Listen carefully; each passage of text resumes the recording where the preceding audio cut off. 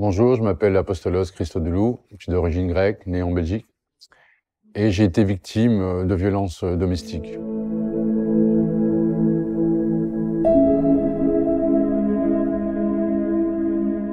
J'ai une relation de 3 ans avec un steward. Au début, tout se passait très bien. Mais au-delà de 3 mois, il a demandé que je sois présent dans son appartement et dans son lit au moment où lui revenait de voyage. Il a commencé petit à petit à m'imposer certaines de ses règles. Et j'étais tellement pris... j'étais amoureux. Donc, et quand on est amoureux, on est un peu plus facile à être blessé parce qu'on ne se rend pas compte qu'on peut être victime d'une personne qui, au fur et à mesure, peut installer un sentiment de crainte, de peur. Et donc, pour revenir à ça, c'est qu'il voulait que je revienne... il voulait que je sois au moment de son arrivée en Belgique, parce que bon, il faisait des longs courriers. Et il m'imposait ça au fur et à mesure. La première fois, je lui ai dit, écoute, c'est pas possible, je travaille, donc je peux pas venir ce jour-là. Et il faudra attendre, voilà, parce que t'as un autre horaire, moi aussi. Et il a commencé de plus en plus insistant, jusqu'au moment où il a commencé à avoir des doutes, et il fouillait dans mon téléphone aussi, en plus. J'avais rien à me reprocher. Et il commençait à poser des questions sur mes amis, en disant c'était qui, c'était quoi, et je sentais vraiment un sentiment de contrôle, au fur et à mesure. Et ça a commencé aussi avec les boulots extra que je faisais donc, le week-end, où il venait carrément à mon boulot, parce que je travaillais dans un bar hétéro en plus. Donc il venait observer, mais il était tellement jaloux et malsain que même mes amis me disaient « Tiens, c'est bizarre, il est là, il dit rien, il n'arrête pas de t'observer ». Et chaque chose que je faisais, dans mon travail en plus, c'était sujet à des disputes. Et pendant que je faisais mes pauses pour fumer une cigarette, il venait vers moi en disant « Ouais, mais pourquoi t'as parlé à ce gars-là » Je dis « Mais écoute, c'est un client, il faut que je sois sympa. Et c'est mon boulot quand même, et je comprends pas pourquoi tu viens. » Il m'a poussé tellement à bout à un moment donné que j'ai dû arrêter quasiment de travailler le week-end, parce qu'il était beaucoup trop jaloux. Après, donc, il a commencé à avoir de plus en plus une prise sur moi. Il m'imposait de plus en plus de choses. Comme, il voulait que j'avais mon appartement déjà à moi, et il voulait il m'imposait de payer une partie aussi de son appart. Il venait avec ses amis, et après, il prenait même certains stupéfiants, et j'étais pas vraiment très d'accord, parce qu'à cette époque-là, moi, c'était un truc qui me disait rien. Et tu voyais qu'avec ses amis, il parlait comme si j'étais un objet. Comme, voilà, donc il me rabaissait devant ses amis en disant « Ouais, tu sais, là maintenant, avant il travaillait, là maintenant il travaille plus le week-end. » Je me disais « Mais attends, c'est lui qui fait tout pour que je perde mon boulot. » Et puis après, il commence à me critiquer. Il critiquait mes amis aussi. Et donc de moins en moins, au fur et à mesure du temps, je pouvais voir même mes amis. Il contrôlait mon téléphone et il n'aimait pas telle ou telle personne, en disant « Celui-là, il est pas bien.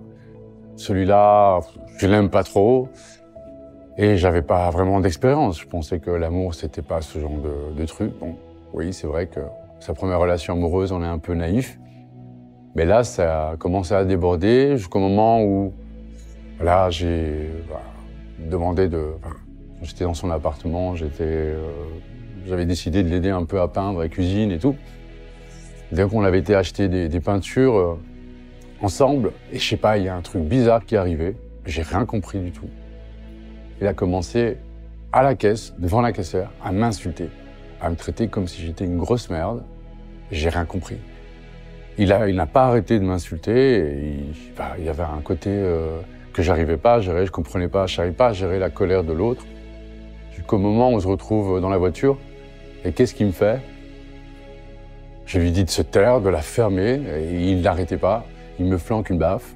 Je lui ai rendu sa baffe, et puis ça a été un flot de coups de poing. Et ça a été de plus en plus grave. Après, je me suis dit, c'est pas possible, il y a un truc qui va pas. Je suis sorti de la voiture, et il a continué à me pourchasser en voiture, en s'arrêtant devant moi, et tu reviens ici, tu peux pas faire ça. Mais je dis oui, mais tu m'insultes, tu me rabaisses déjà avec mes amis. Et puis là, bah, j'ai du mal à gérer ça. Je sais pas si c'est de l'amour, j'étais en pleurs. J'étais, vu que j'étais quand même assez éloigné de mes amis, j'avais beaucoup de mal à parler de ça parce que même mes amis n'étaient pas vraiment au courant que j'étais gay, donc j'étais un peu caché à cette période-là, donc parce que j'avais vraiment beaucoup de peur par rapport à ça et la réaction de mon environnement. Et donc quelque part, je pense que mon compagnon, il a compris ça. Et il m'a enfermé dans une petite bulle, là. Mais c'est lui qui l'a géré. Comme je disais, il y avait quand même une violence un peu déguisée. Parce que j'essayais de redialoguer en disant « Écoute, tu vois, c'est pas comme ça que je vois la relation. Tu regardes mon téléphone. » Et quasiment, il avait accès à tout. Ça veut dire, il pouvait aller dans mes emails. Je cachais rien. Mais il y a eu une période où il a commencé, lui, après, à travailler dans des bars gays de la capitale bruxelloise. Et c'est là où, de temps en temps, j'allais le visiter. Et ce qu'il faisait, c'est que, je voyais bien qu'on lui passait des coups de fil, des papiers avec des téléphones. Et je me rendais compte que, en plus que j'étais mis sous pression, en fait, il me gérait, quoi. Il était très jaloux, mais moi, j'avais pas le droit d'être jaloux. Et un truc qui m'avait un peu choqué, c'était que quand j'avais remarqué ça, bien, ça a débordé. À ce moment-là, il m'a poussé violemment.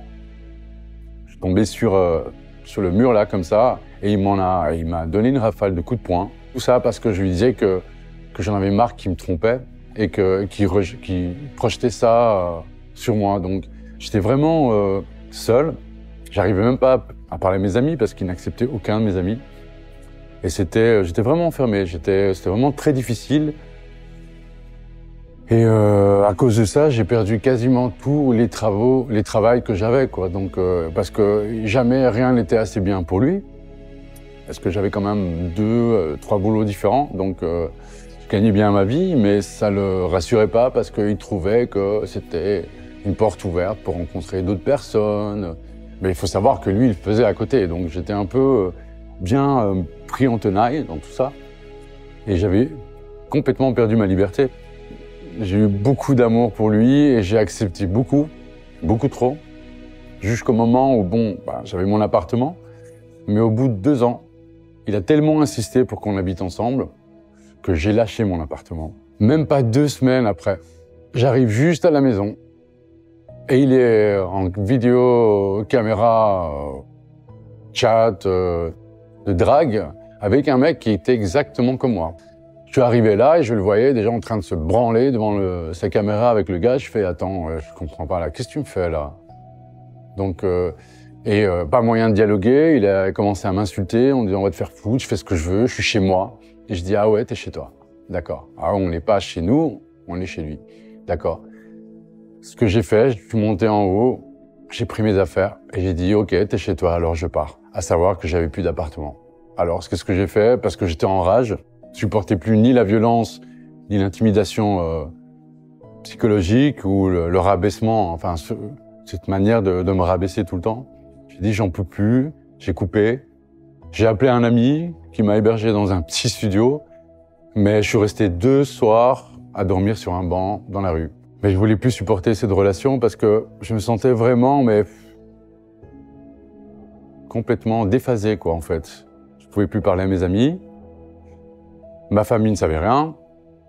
J'étais face à moi-même, avec ce que me disaient certains de mes amis, un pervers narcissique ou quoi, mais je sais pas, j'imaginais pas cette relation comme ça, et j'avais très dur avec ça, j'ai supporté beaucoup.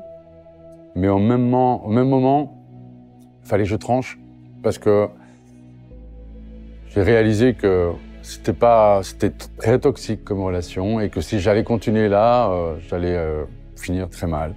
Alors mon conseil, c'est quoi? C'est garder votre autonomie et votre indépendance. Il ne faut surtout pas accepter d'être rabaissé pour aucune raison, que ce soit en privé ou que ce soit devant les amis.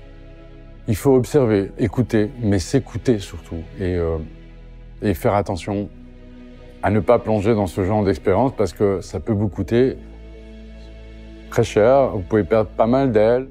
Il faut se respecter soi-même. Et quand vous voyez que c'est toxique, quand vous voyez que vous n'êtes pas dedans, essayez d'engager un dialogue.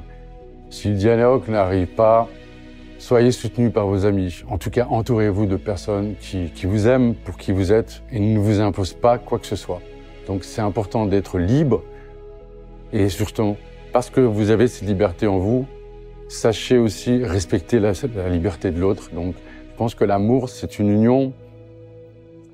On peut faire des compromis, bien sûr, mais pas rabaisser la personne qu'on aime.